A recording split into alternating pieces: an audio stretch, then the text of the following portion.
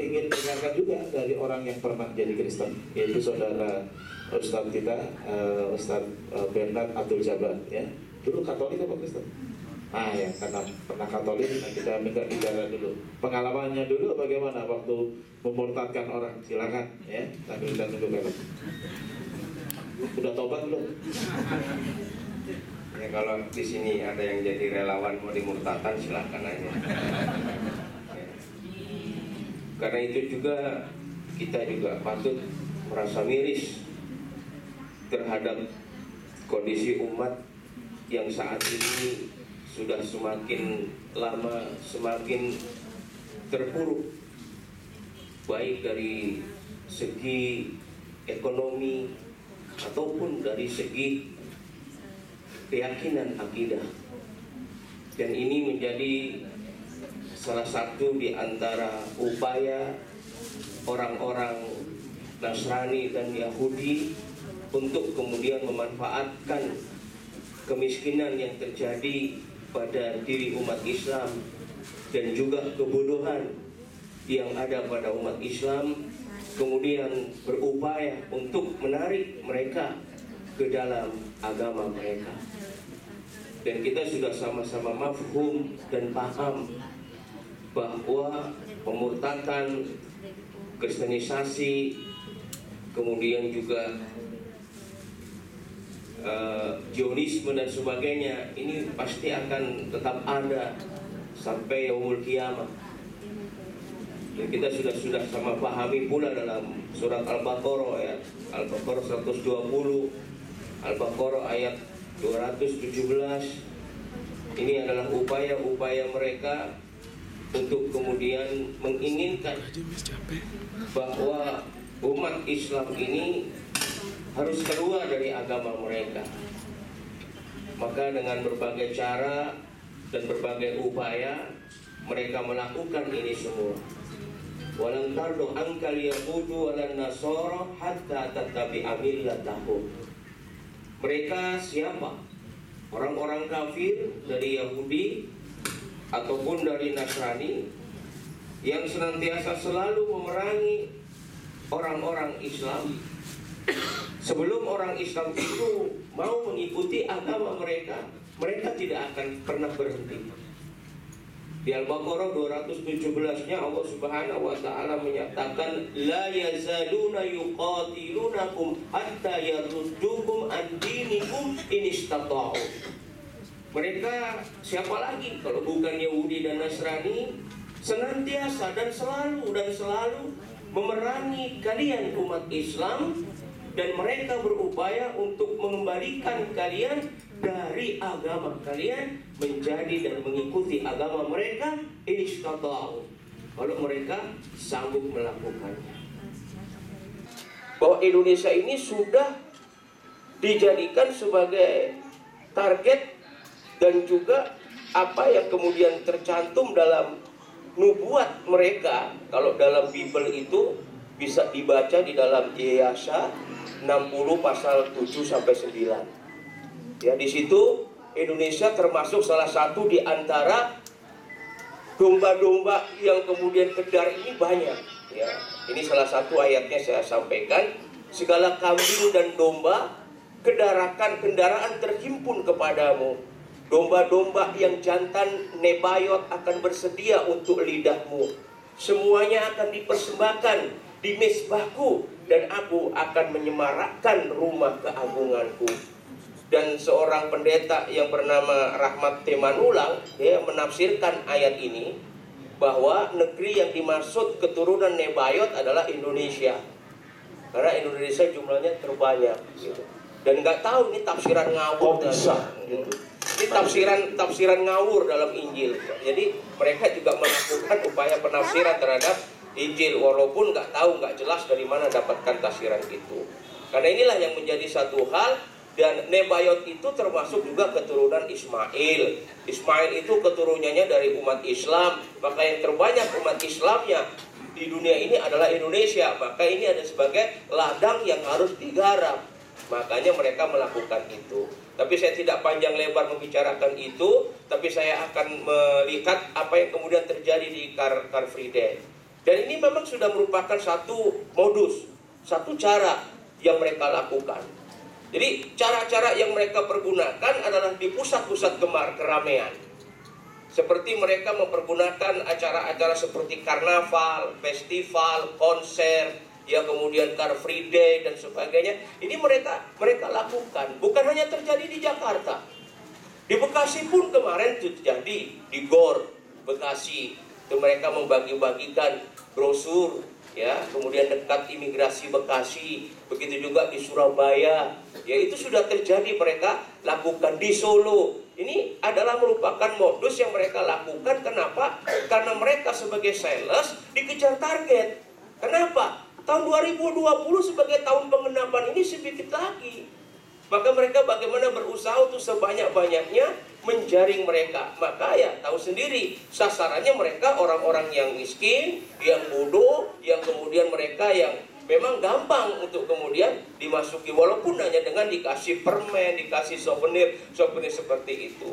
Yang perlu diketahui bahwa yang dilakukan oleh kelompok-kelompok ini adalah kelompok Kristen radikal. Walaupun mereka itu mempergunakan kamuflase atas nama perdamaian atau apapun. Siapa yang melakukan ini? Ini adalah kelompok Kristen radikal. Yang pertama adalah Saksi Yehova.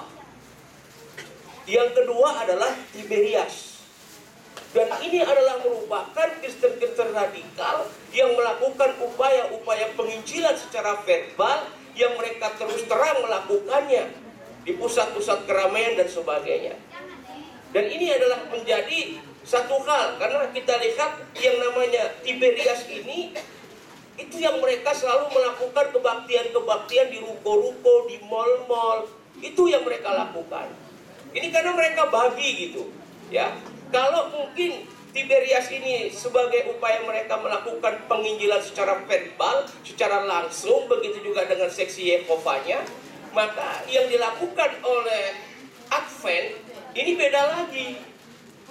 Mereka yang bertugas untuk membuat brosur-brosur, ya, membuat buku-buku, kemudian disebarkan kemana-mana.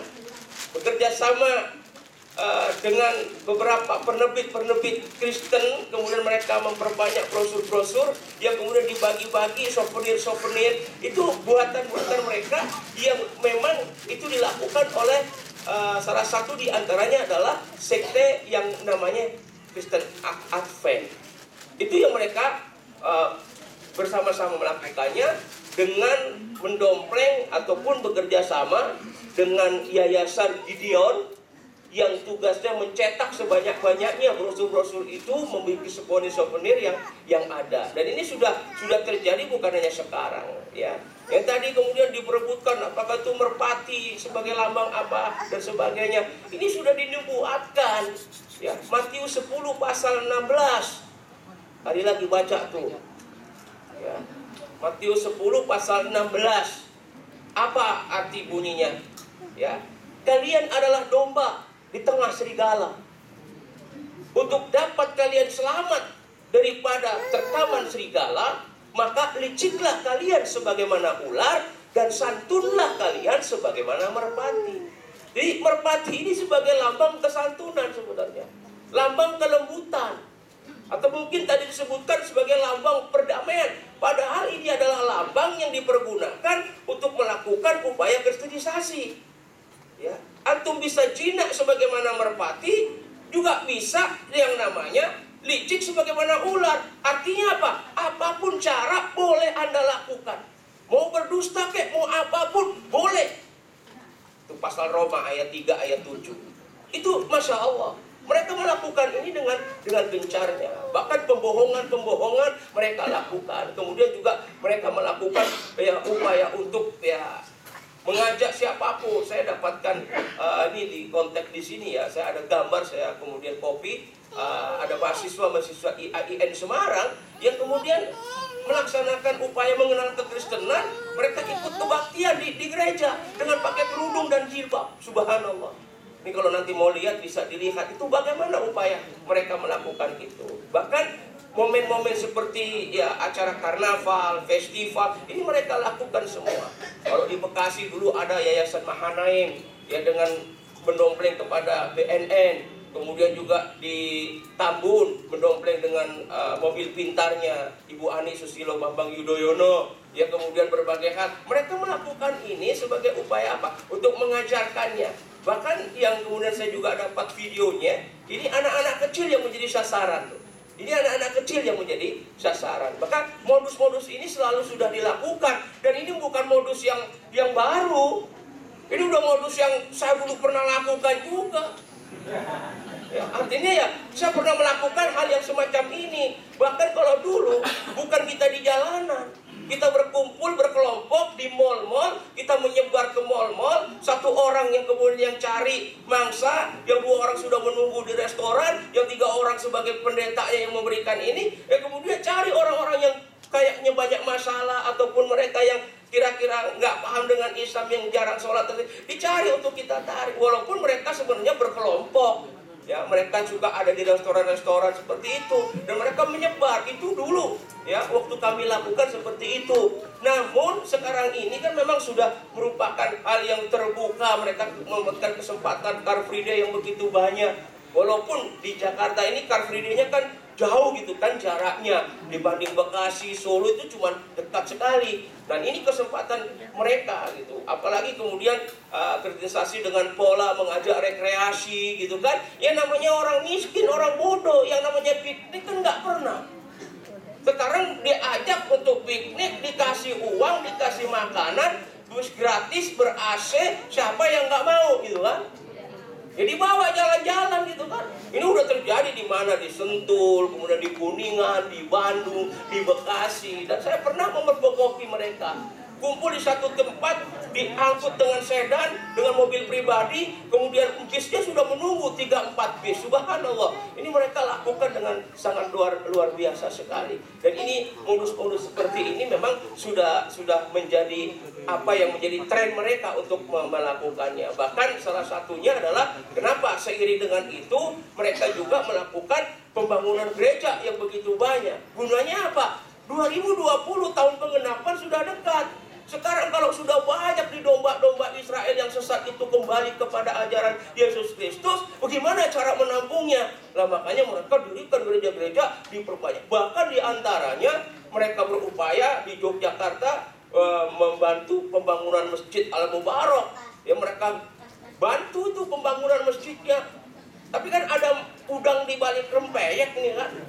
Artinya ada sesuatu maksud yang mereka lakukan. Itu juga mereka seperti itu. Dan mereka ini sebenarnya kalah kabut juga nih sains mereka ini. Karena banyak yang kemudian mereka lakukan ini karena dikejar waktu kurang lebih ya sekitar 6 tahun lagi. Karena target mereka harus sampai 50% menjadikan orang Islam Indonesia ini dengan mereka sama gitu. Cuman anehnya apa yang mereka lakukan, pokoknya ya cara apapun mereka bisa lakukan. Dan ini adalah satu hal yang sekarang ini banyak. Justru sekarang, Bu, ya, ini sasarannya pada anak-anak sebenarnya, pada anak-anak kecil. Ya, seperti juga kita lihat di mana kemarin terjadi ada kebaktian kebangunan rohani, KKR yang dulu ya. Ini ada pendeta Peter Younger dari Jerman. Ya, kemudian pendeta Niko, kemudian ada pendeta-pendeta yang lainnya, yang kemudian mereka berupaya untuk menarik massa, mengundang rakyat miskin, tukang ojek, tukang beca, para duafa, diundang semuanya di satu stadion itu.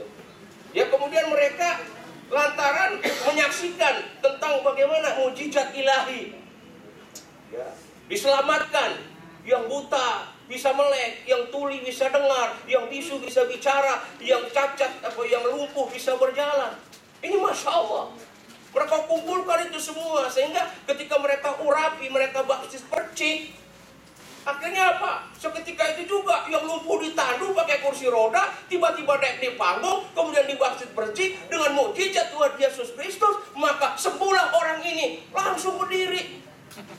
Kan aneh gitu kan? Namanya penyakit kan sembuhnya ada proses. Ini tiba-tiba mujizat katanya, ya kan? Ini yang selalu diagung-agungkan. Begitu juga yang buta pakai tungkat begini-gini.